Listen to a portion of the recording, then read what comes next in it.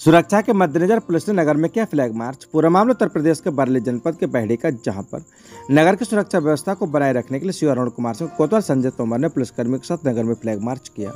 Flag march में शामिल पुलिसकर्मी नगर में शांति व्यवस्था का संदेश देते हुए चल रहे थे।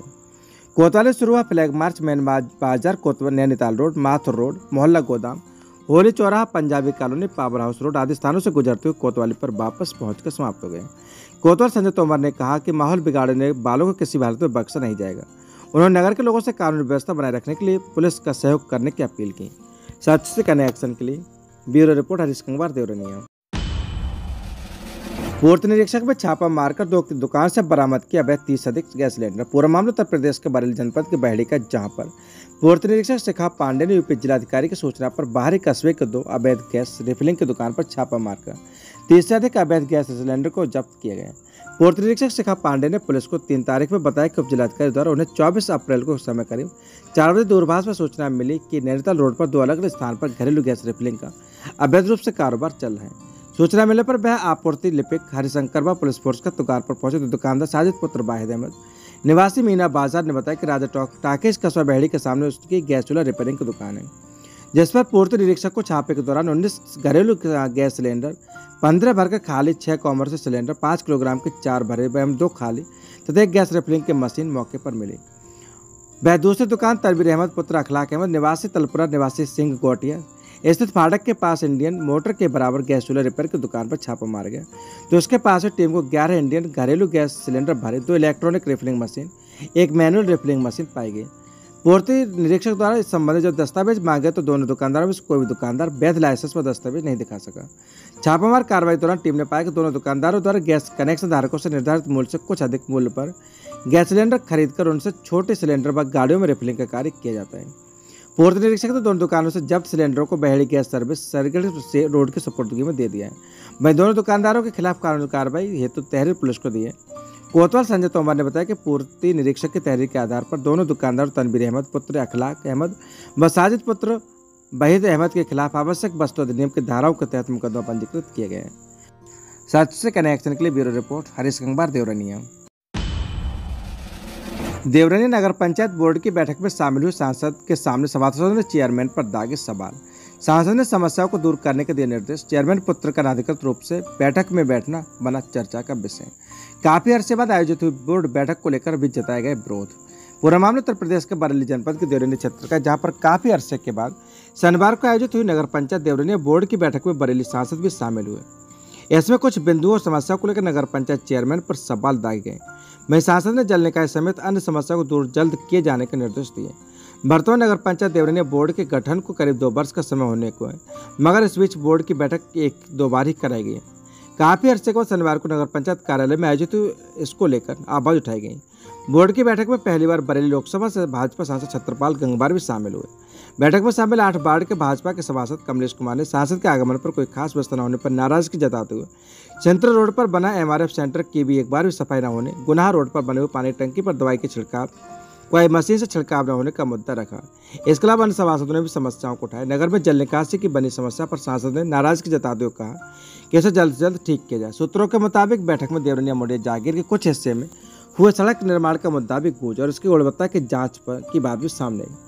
बैठक में चेयरमैन पुत्र का बैठना बना चर्चा का विषय। बोर्ड की बैठक में नगर पंचायत चेयरमैन मोहम्मद कलीम अंसारी और अर्थशास्त्र अधिकारी यो अंकित गंगवार, वार्ड सभासदों के अलावा नगर पंचायत चेयरमैन का पुत्र मोहम्मद अजीम उर्फ टीटू भी बैठा रहा, जिसको लेकर खुलकर तो विरोध सामने नहीं आया, मगर दबी जुबान से चर्चा का विषय बना रहा। इस पर चेयरमैन कोई सफाई नहीं दे पाए। बैठक में कुर्सियां तक कम पड़ जाने की बात सामने आई है।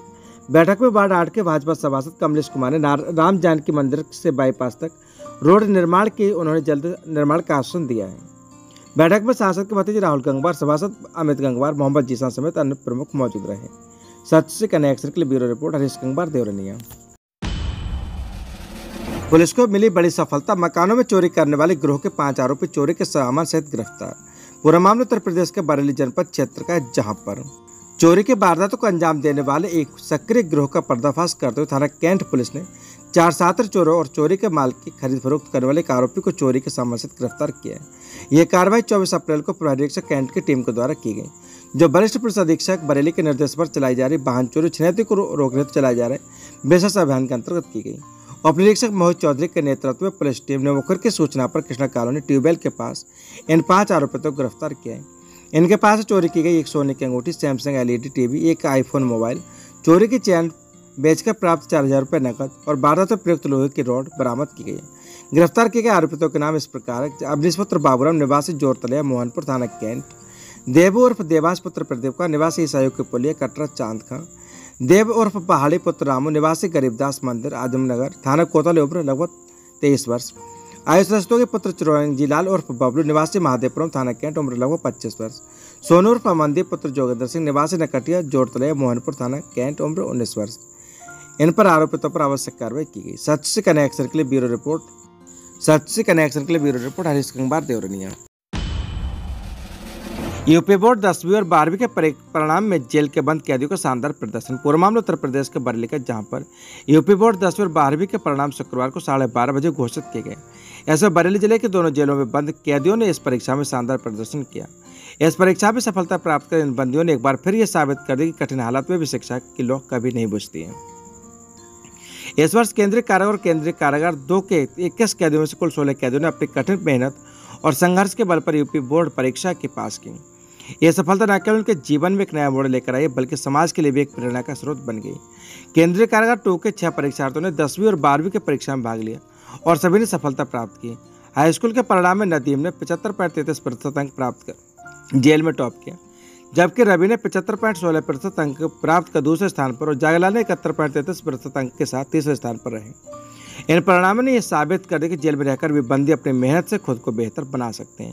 इंटरमीडिएट में सफलता की झड़ी लगी, जहां पर महेश ने 62.06% अंक प्राप्त कर पहला स्थान हासिल किया। फैजान खान ने 53% अंक पर दूसरा स्थान प्राप्त कर, अशोक ने 30.08% अंक प्राप्त कर यह साबित किया कि कठिनाइयों को पार कर सफलता प्राप्त की जा सकती है। केंद्रीय कारागार के 6 हाईस्कूल परीक्षार्थियों में से 4 ने सफलता प्राप्त की।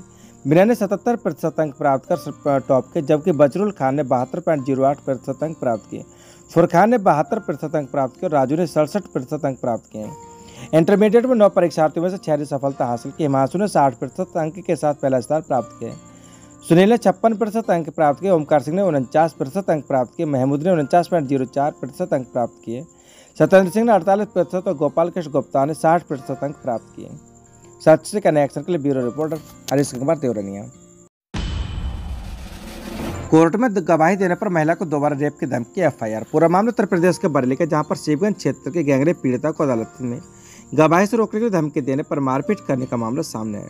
पीड़िता के अनुसार 3 आरोपी रास्ते में घात लगाकर खड़े थे और उन्होंने अपशब्द कर उसकी नाबालिग बेटी के सामने दोबारा दुष्कर्म की धमकी दी। पीड़िता ने इस घटना की शिकायत ADG रमेश शर्मा से की, जिसके बाद पुलिस ने तीनों आरोपितों के खिलाफ नया मामला दर्ज कर लिया। पुलिस मामले की जांच कर रही, जांच के आधार पर आरोपितों के खिलाफ कार्रवाई की जाएगी। पीड़िता ने बताया कि वर्ष 2021 में हसीन, ताहिर, मुशर्रत और निसरत ने उसके साथ सामूहिक दुष्कर्म किया था। वे उसे बेहोशी के हालत में खेत में फेंक कर भाग गए। इस मामले में थाना शिवगंज में मुकदमा दर्ज किया गया। वर्तमान में यह मामला विशेष न्यायाधीश FTC की अदालत में विचाराधीन है और 29 अप्रैल को पीड़िता की गवाही प्रस्तावित है। 18 अप्रैल को पीड़िता अपनी बेटी के साथ दांत दर्द की दवा लेने के लिए थी। इस दौरान तीनों आरोपी अचानक सामने आए। उन्होंने पीड़िता को घेरकर गाली गलौज कर कोर्ट में गवाही देने पर जान से मारने की धमकी दी। जब पीड़िता ने विरोध किया तो आरोपियों ने उसे धक्का देकर गिरा दिया और उसके साथ मारपीट की। पूरे समय आरोपी वहीं चेतावनी देते रहे कि यदि वह अदालत में गवाही देने गई तो उसके साथ फिर से बलात्कार किया जाएगा और उसकी जान भी ले ली जाएगी। घटना से डरी सहमी पीड़िता ने ADG रमेश शर्मा सुरक्षा और आरोपियों की गिरफ्तारी की मांग की। ADG के आदेश पर थाना शिवगंज में तीनों आरोपितों के खिलाफ नया मुकदमा दर्ज कर लिए गए। पुलिस मामले की गंभीरता को देखते हुए आरोपितों की तलाश में जुट गई है। सच से कनेक्शन के लिए ब्यूरो रिपोर्ट हरीश कुमार देवरनिया। बहेड़े के जंगल में गौकशी, गौरक्षक में हिंदू संगठनों में आक्रोश, जमकर किया हंगामा, उसका प्रशासन आया हरकत में, प्रशासन पर भी लगे गंभीर आरोप। बहेड़ी कोतवाली के नारायण नगला चौकी के टांडा में नगर में तीसरी बार फिर गौकशी की वारदात ने माहौल को गर्मा दिया है। गौरक्षक में हिंदू संगठनों ने जमकर किया हंगामा के बाद हरकत में आया प्रशासन। बता दें कि शनिवार की शाम ग्रामीणों को जंगल में गौकशी का अवशेष दिखाई दिए, जिसका उन्होंने तुरंत गौरक्षा से जुड़े संगठनों को सूचना दी। बता दें कि बहेड़ी के कोतवाली क्षेत्र में चौकी नारायण नगला के अंतर्गत टांडा मिल नगर गोटिया के पास जंगलों में तीसरा फिर गौकशी की वारदात ने माहौल को गर्मा दिया। शनिवार के शाम लगभग 7 बजे ग्रामीणों को जंगल में गौकशी का अवशेष दिखाई दिए, जिसका उन्होंने तुरंत गौरक्षा जुड़े संगठनों को सूचना दी। घटना की सूचना मिलते कई गौरक्षक संगठन और Baheri inspector Sanjay Singh Tomar police force के साथ मौके पर पहुंच गए। बहेड़ी पुलिस ने तहरीर लेकर मामले की जांच शुरू कर दी। गौरक्षक हिंदू दल के जिलाध्यक्ष देवेंद्र भास्कर ने कहा कि गुरसौली और आसपास के इलाकों में भी गौकशी की घटनाएं लगातार तीसरी बार हो गई है, लेकिन पुलिस प्रशासन और पुलिस अब तक कोई भी घटना का खुलासा नहीं कर पाई है। वहीं अंतर्राष्ट्रीय दल के तहसील उपाध्यक्ष सानू गंगवार ने पुलिस से कार्रवाई की मांग की और कहा कि अगर इस बार भी दोषियों को सजा नहीं मिली तो आने वाले दिनों में हालत बिगड़ सकते हैं। आरएसएस जिला व्यवस्थापक प्रमुख रविंद्र प्रताप, सतपाल, रंजित पंडित, देवेंद्र भास्कर आदि लोग मौके पर पहुंचे। गौरक्षकों ने गंभीर आरोप लगाया कि प्रशासन की लापरवाही के चलते अपराधी को हौसले इस कदर बुलंद है कि वे खुलेआम जंगलों में गौकशी जैसी घिनौनी वारदात को अंजाम दे रहे हैं। कार्रवाई न होने पर प्रदर्शन की चेतावनी दी है। गौरक्षक संगठन ने साफ कर दिया क्योंकि इससे पूर्व 2 बार हुई थी गौकशी, मगर बहेड़ी इंस्पेक्टर संजय तोमर ने मामला दर्ज नहीं किया। यदि ये शाम तक मुकदमा दर्ज कर आरोपितों की गिरफ्तारी नहीं हुई तो उन्हें जेल नहीं भेजा गया तो दिन रविवार को जिले भर के गौरक्षक और हिंदू संगठनों के कार्यकर्ता बहेड़ी कोतवाली के सामने जोरदार प्रदर्शन करेंगे। गौरक्षा दल के तहसील उपाध्यक्ष रंजित का कहना है कि यह सिर्फ विरोध नहीं बल्कि जन आक्रोश की शुरुआत होगी। उन्होंने चेतावनी दी कि अगर प्रशासन ने एक बार फिर प्रदर्शन रवैया अपनाया तो जिले में बड़े पैमाने पर आंदोलन खड़ा किया जाएगा। इंस्पेक्टर संजय कुमार तोमर ने बताया कि मामले की जांच की जा रही, जांच के आधार पर आगे की कार्रवाई की जाएगी। सच से कनेक्शन के लिए ब्यूरो रिपोर्ट हरीश कंबार, देवरनिया।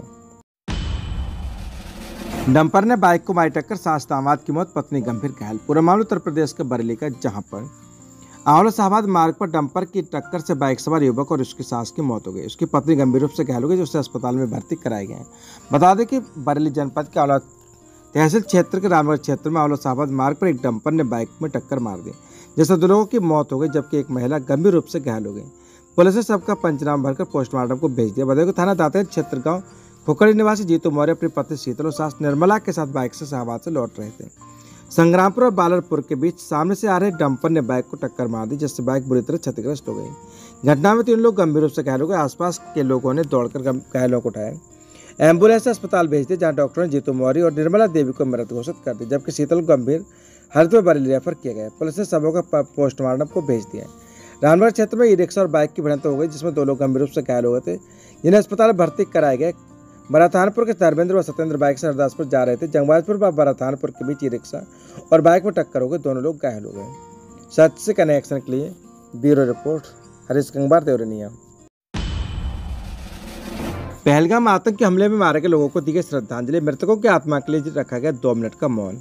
पूरा मामला उत्तर प्रदेश के बरेली के बहेड़ी का, जहां पर जम्मू कश्मीर के पहलगाम में हुए आतंकी हमले में मारे गए लोगों की आत्मा की शांति के लिए भाजपा नेता राहुल गुप्ता के बैंकेट हॉल आयुषधा बैठका में एक श्रद्धांजलि सभा का आयोजन किया गया। सभा में उपस्थित लोगों ने 2 मिनट का मौन धारण कर मृतकों को भावपूर्ण श्रद्धांजलि दी।